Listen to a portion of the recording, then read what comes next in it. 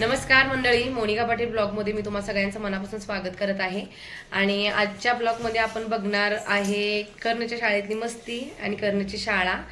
आज मी कर्णला आणायला चाललोय शाळेत आणि सारखं लागलंय तो, आई तू मला आणायला ये आणायला ये, पण मला काही ते शक्य झालं नाही.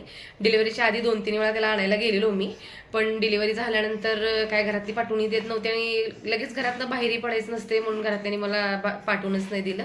आता तो रडत होता की बाळाला पण घेऊन ये, मग घरातली म्हटली बाळाला नाही, तू जायचं असेल तर तू जाऊन त्याला आण. मग सारखं सारखं त्याला किती दुखवायचं म्हटलं, मग आईला सांगितलं आणि म्हटलं मी जातो त्याला आणायला.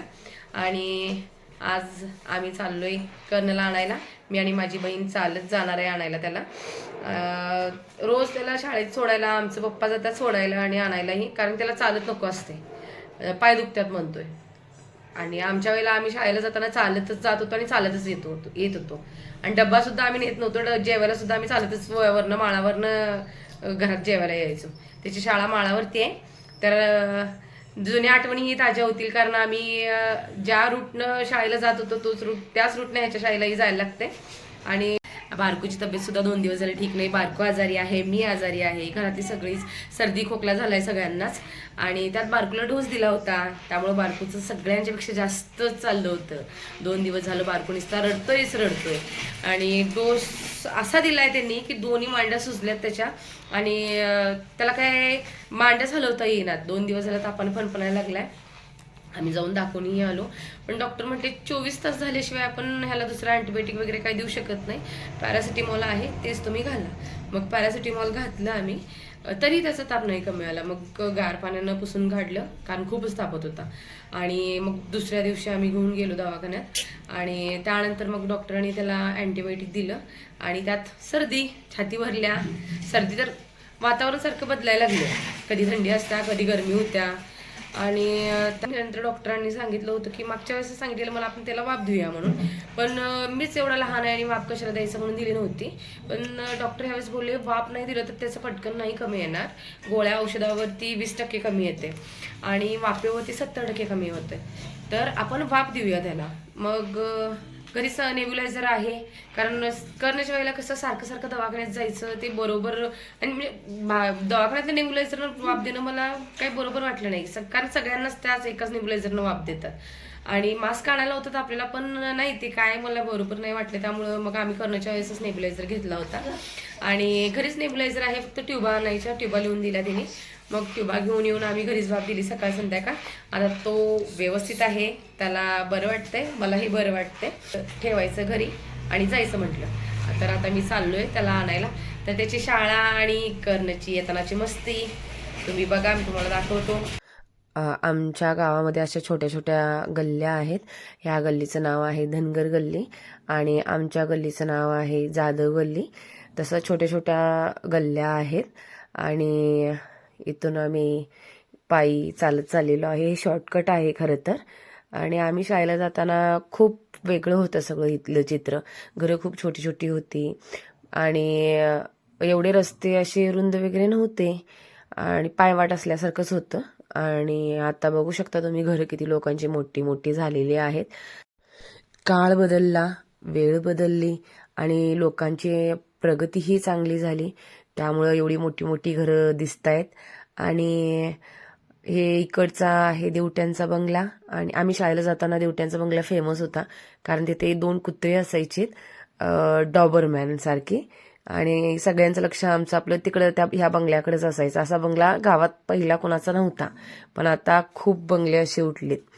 आणि ही आहे माळावरची घसारत. आणि ही घसारत पहिला मोठी होती, आता इकडे तिकडे भर टाकून थोडंसं वाढवले, त्यामुळे एवढं नाही वाटत. आणि जागी जागी रस्त्यावरती खड्डे देखील आहेत. आत्ता एवढं काय नाही वाटत या खड्ड्यांचं, पण पावसाळ्यामध्ये काय बोलायचं काम नाही, इकडे यायचंच काम नाही. पाणी साचतंय, इकडं तिकडं गाड्या आल्या की ते अंगावर उडलंच. बघू आता कधी सुधारणा करतात. त्यानंतर हे आहे शाहू मैदान आणि ही आहे आमच्या गावची ग्रामपंचायत. आणि आता कर्णची शाळा जवळ आलेली आहे. व्हाईट कलरची बिल्डिंग दिसते, ती कर्णची शाळा आहे. आणि फायनली आपण कर्णच्या शाळेपर्यंत पोहोचलेलो आहे. गेट बंदच आहे. थोड्या मुलांना खेळायला सोडलेलं आहे. त्यानंतर कर्णची शाळा ही अशी आहे कर्णच्या शाळेचं नाव आहे स्वामी विवेकानंद इंग्लिश मीडियम आणि अजून कर्णचा क्लास सुटायचा आहे. तर आम्ही वेट करतोय. आमच्यासारखे बरेच पेरेंट्स इथे वेट करत बसलेले आहेत. त्यानंतर मुलांची शाळा सुटलेली आहे. कर्णचा क्लास देखील सुटलेला आहे. ह्या आहेत कर्णच्या कोरे आंटी आणि जसे जसे पेरेंट्स मुलांचे येतील तसं मुलांना बाहेर सोडलं जातं गेटच्या. आणि हा आमचा कर्ण आलेला आहे. हळू चाललेला असतं त्याचं कासवासारखं. आणि फायनली त्यानं मला बघितलं आणि एवढा खुश झाला की काय विचारायला नको. मग आम्ही त्याला घेऊन घरी निघालो आणि मी व्हिडिओ करत असल्यामुळं सगळ्यांचं लक्ष माझ्याकडे होतं. मी थोडं करायचं थोडं बंद करायचं असं करत होते, कारण हे सगळ्यांसाठी गावाकडे नवीन होतं. पण आता आपण एकदा यामध्ये गेलोय म्हटल्यानंतर लाजून चालणार नाही.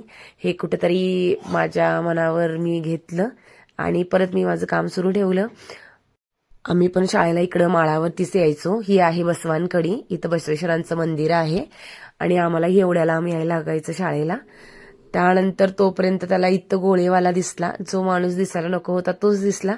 मग काय आमचा एवढा दंगा, काय ऐकायलाच नको, मला गोळा पाहिजे. मग आम्ही गोळेवाल्याजवळ गेलो आणि त्यांना गोळा तयार करायला सांगितला. पण त्याला काठीमधला गोळा नको होता, त्याला बाऊलमधला गोळा हवा होता. तर सांगितल्याप्रमाणे काकांनी करायला घेतलं आणि त्यांच्याबरोबर सुद्धा त्याच्या गप्पा चालल्याच होत्या. आणि त्याच्या आवडीचा गोळा त्याला भेटणार होता, त्यामुळे तो खूप आनंदात होता. त्याचा आनंद गगनात मावेना झालेला. आणि इकडं गोळा तयार झालेला आहे अशा तऱ्हेने त्याचा, आणि तुम्ही बघू शकता. त्यानंतर गोळा घेऊन आम्ही घरी निघालो. घरात येऊन खायला द्यायचं तर ती येऊजपर्यंत विरगळेल म्हणून त्याला चालतच आम्ही घरी निघालो. आणि त्याच्या गप्पा चाललेल्याच होत्या, ते असं आहे ते तसं आहे, आई ते तसं झालं. आणि त्यात आई आज न्यायला आलेली म्हटल्यानंतर त्याला खूप आनंद झाला होता आणि गोळा देखील मिळाला. तो नाचतच सुटला होता. कर्णची एवढी मस्ती चाललेली होती की त्याच्याबरोबर बोलत बोलत कधी आम्ही घराजवळ आलो हे आम्हाला कळलंच नाही. आणि त्याच्या गप्पा आपल्या चाललेल्याच होत्या. आणि तुम्ही बघू शकता, हे आहे खंडोबाचं देवस्थान आणि पुढे जाऊन एक वीराचं देवस्थान आहे. आम्ही इथून शाळेला चाललो ना, पेपरला चाललो की नाही, तिकडं आणि इकडं म्हणजे पिराला आणि खंडोबाला दोघांना पाया पडूनच जाणार दररोज, म्हणजे ते ठरलेलंच होतं आमचं. त्यानंतर त्याची स्कूल बॅग आणि त्याचा टिफिन बॅग माझ्याकडेच होती. आणि त्याला वज्ज होतंय, नाही मला नाही घ्यायचं, मला चालता येत नाही, आधीच माझं पाय दुखतात, हे त्याचं चाललं होतं. आता कर्णला थोडं त्याच्या पेपरबद्दल विचारलं, कारण त्याची एक्झाम सुरू आहे, 2 दिवस झाले. तुझा दिला आणि काय केलं?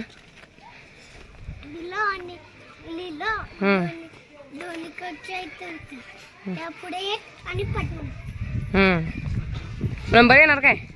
नंबर अशा तऱ्हेने आमचं घर जवळ आलेलं आहे. केवढ्यात गेलो आणि केवढ्यात आलो काय कळलं नाही, पण जायच्या आधीच एवढं लांब आहे, कसं जायचं असं वाटत होतं. चालतच गेलो होतो. इकडची तिकडची सगळी गप्पा मारत होती, कारण सगळ्यांना मी बरेच दिवसाला भेटले होते. आणि रोज याला सोडायला गाडी असते आणि आणायला चालत यायला त्याचं पाय दुखतात. पुढेच घरी सुटलेला आहे, त्याला बारक्याला भेटायचं आहे. बारक्याला काय घेऊन आले नाही असं तो विचारत होता. आणि हा बघा बारको आमचा आम्ही येऊपर्यंत झोपलेला आहे आणि याचं चाललंय आपलं बारक्याला उठवायचं. मला विचारत होता सारखं, टामुदा का नाही आला? प्रेमानं तो त्याला टामुदा म्हणतोय आणि टामुदाला तू का नाही आणलंस? तर मला सगळ्यांना दाखवायचं होतं टामुदाला. ह्या सगळ्या गप्पा त्याच्या झाल्या.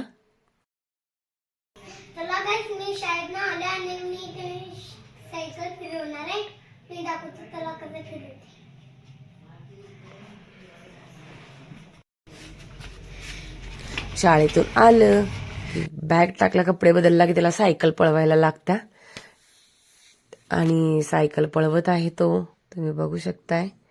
त्याची मस्ती ही अशीच चाललेली असते झोपूपर्यंत संध्याकाळी, आणि सकाळी उठलं की पहिला सायकल, संध्याकाळी झोपूपर्यंत सायकल पळवायची असते आम्हाला. आणि असेच नवीन नवीन व्हिडिओ तुम्हाला पाहायचे असतील तर आमच्या व्हिडिओला लाईक करा, चॅनेलला सबस्क्राईब करा आणि कमेंट नक्की करा. थँक्यू, धन्यवाद.